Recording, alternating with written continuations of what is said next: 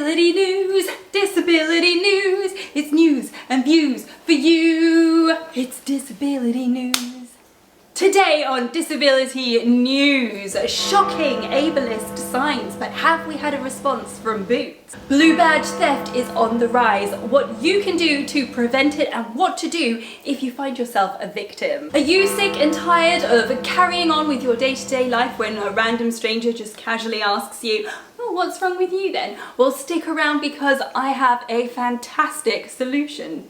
In March, the sunflower lanyard scheme found itself a Guinness World Record. Keep watching to find out more. Make sure to give this video a thumbs up and share it with a friend. And if you have found it useful and you feel like giving me a super thanks, then please feel free to hit that button. So this week I found myself being tagged in this photo. As you can see, it is a parking sign saying parking for less abled.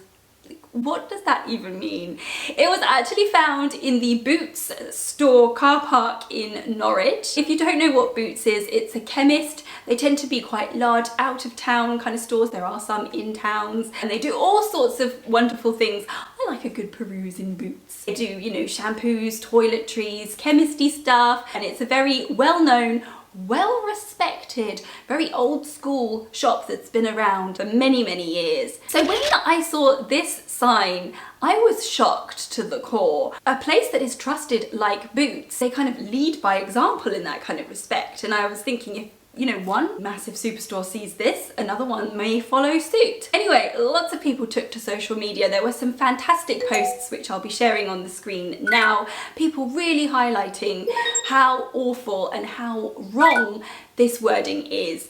I mean, parking for less abled. What does that even mean? In this country, we have been conditioned to see accessible parking spaces as disabled parking spaces. Do people abuse them? Yes, they do. But what is this? This is very, very ableist. Parking for less able, I mean, you could wake up one day after a really, really heavy night out with a terrible hangover and think, you know what? I'm not really feeling that able today. That's the space for me to get my Barocca. Maybe you can't park properly and you're feeling a bit less abled. No! Obviously it's for people with disability parking badges to park there, but it leaves, you know, a wide room for interpretation. Also, I'm not less abled, I'm disabled. I'm disabled by society's barriers, and I'm certainly not less able. I'm a businesswoman, I like to think. I've got a family, I'm quite independent. I'm definitely not less able, and by society putting up language like this, how do you think that makes me feel? Not so good. After being tagged in this post quite a lot, putting it up on Instagram and getting some very interesting replies from you guys, I contacted Boots' PR department themselves to see if I could get a statement, and this is what they said. We completely accept and understand that this wording is not appropriate and can confirm that we have changed the signage as a matter of priority. We sincerely apologise for any offence caused. Boots has always aimed to be inclusive to all, and we will always champion this. We are working to assess if this language has been used anywhere else in our estate, and we will replace it as a matter of urgency. I think that is a fantastic result. They've really taken ownership there, they've taken it down, and they are doing their best to make sure this doesn't happen again. But you know what, at the end of the day, if you had just consulted disabled people first, this never would have happened. Big shout out to these guys who brought this to our attention and made these wonderful posts. Did you know that nearly half of the US population with a spinal cord injury suffered a mental health problem, with anxiety and depression being the most common cause? Speaking from the UK, it's really interesting that the US government are supporting mental health in big ways. The current administration is working to make care more affordable and accessible across all types of health insurance, including integrating mental health services at jobs, schools and more. I want to see more of that worldwide. Breaking down stigma around therapy and mental health support. Honestly, we need to talk about it, because I know that therapy has definitely helped me. Next up is the rise of the blue badge theft. 1,500 badges were stolen last year, and that's a rise of 45%. Many of you may know that when Sophie Morgan was working overseas, her disability parking badge got stolen from her car. It was a smash and grab, as they're calling them now, and it impacts us hugely. Not only was she really shaken up, I know that I would be really shaken up. Her car was vandalized, and one of the most important, I'd like to call it a mobility aid, to be honest with you. One of the most important things to a disabled person's life to live independently is a disability parking badge. From me speaking personally, honestly, life becomes a lot harder and my world becomes a lot smaller. I rely on my parking badge like you would not believe. And then if it gets stolen and you need to apply for a replacement badge, it can take 8 weeks or even longer for a replacement. And that's a long time to be stuck in the house. Why is blue badge theft on the rise? I don't have a specific answer for that, but did you know that parking in London with a disability parking badge can actually save you £6,000 a year? Did you also know a blue badge is worth between £500 and £1,000 on the black market? And with all of the congestion charges there, it's no wonder that the theft is on the rise. It's really sad that thieves are preying on some of the most vulnerable people in society. But I have a few tips for you to keep your badges safe. Tip number 1, if you're not using your disability parking badge, put it away, put it in the glove box, put it somewhere out of sight so that it can't be seen. And now I know this might be a little bit tricky because I keep my badge out all of the time. I am such an airy fairy. I forget so many things, and the amount of times I used to forget to put my badge out when it wasn't stuck on the windshield was a lot. In the end, they were like, no, we can't let you off. You've done this too many times. Did you know that you can actually purchase a blue badge protector?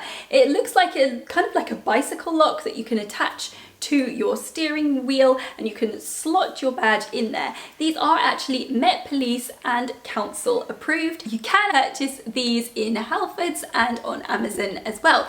Let me know if you've got one of these and what you think. I can't believe that we are living in a day and age where I feel like I have to lock my disability parking badge to my steering wheel, but here we are. Obviously this is very much an opportunistic crime. People are literally smashing and grabbing. If they see that badge is locked to your steering wheel, then it may deter the thieves, so anything to help. Excuse me. Off. You've got to be on your blankie, haven't you? There you go. There you go. Good girl. On your blankie. Another tip for you is if you are leaving your car and it is a hot day, don't be tempted to leave the windows open, not even a crack. I have actually had my badge stolen. I think it's so weird because it happened years and years ago when I had just first started driving and I was about 17. It was a beautiful hot summer's day and I had left my window open by about that much. And when I came back, my badge had completely gone. And I thought maybe I hadn't put it out, and I never found it, so I can only assume that it had got stolen. Now, what should you do if your badge is stolen? Well, make sure to contact the police. You can contact the police non-emergency line. I'll leave the number here, and then you can get a crime number. Then report it to your local council as soon as possible. Give them the crime number as well, and then you can apply for a new badge. Do it as quickly as possible because there is a wait for parking badges. Obviously, not only will your badge have been stolen, quite possibly your car will have been vandalised as well. Maybe your window will have been smashed. If you are a Motability customer, contact Motability.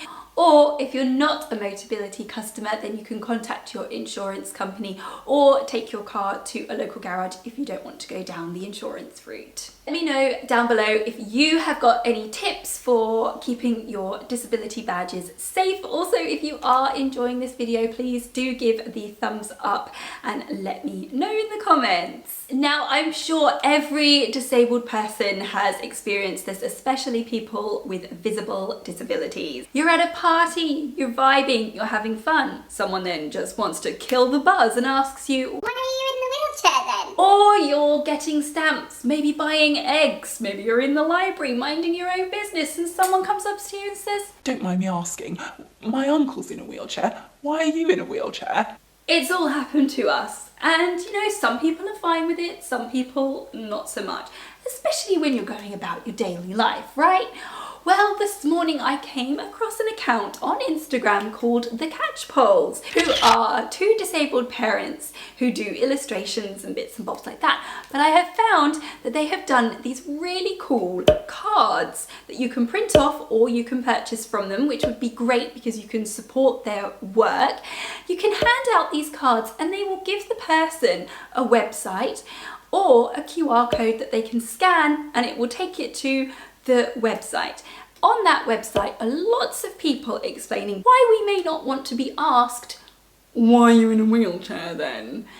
while we're going about our daily lives and how it can actually impact us. Personally, I think these cards are a fantastic idea. Not all of us want to voice our medical traumas in front of people when we're just buying eggs. And also if we're at a party, sometimes when you tell them a very tragic story as to why you are in a wheelchair, it can really kill the mood. I mean, has that ever happened? Because it's definitely happened to me. And also, I feel like if you are to give these people these cards, it then puts the work back on them to put the work in and educate themselves. And it's very, you know, incognito, is that the right word? It's very, you know.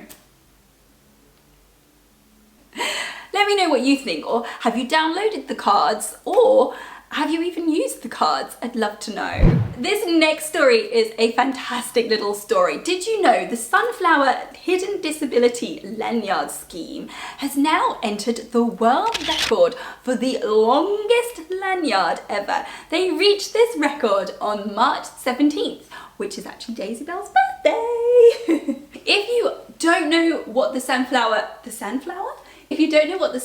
Hidden Disability Lanyard Scheme is, then you may have seen people wearing sunflower lanyards around their neck, which hopefully indicate to people in shops, airports, cinemas, libraries, etc.